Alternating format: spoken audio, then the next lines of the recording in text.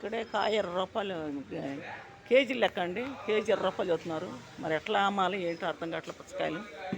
మరి అక్కడ ఇళ్ళ కాడికి వస్తే 30 రూపాయలకి 20 రూపాయలకి అడుగుతున్నారు. మరి ఇక్కడ కేజీ 20 రూపాయలు అంట. 20 రూపాయలు తక్కువ అంటున్నాడు. కేజీ 20 రూపాయలు అంట. పుచ్చకాయ బొప్పచ్చకాయ కూడా అంతే రేటు పడింది. 20 రూపాయలు పడింది. అది కూడా పుచ్చకాయ కూడా 20 రూపాయలేను. మరి పనసకాయలు కూడా బాగా రేటు ఉన్నాయి. పనసకాయ వచ్చేసి 20 రూపాయలు అటు చెబుతున్నాడు. 1300 20 రూపాయలు పనసకాయ ఒకటి. ఒక కాయ డ్యామేజ్ వచ్చింది, తీసుకొచ్చాను నేను. ఆ కాయ పండలేదు, రిటర్న్ తీసుకో అన్నాడు.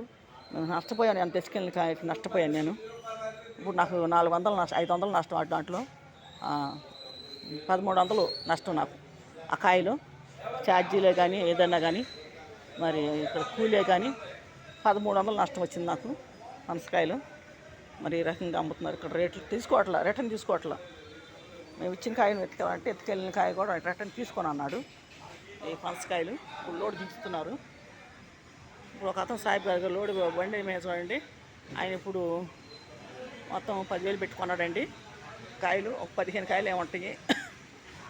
ఆటో ఎక్కించుకుంటున్నాడు. ఆయన బాగా సీనియర్ సాహిబ్ గారు.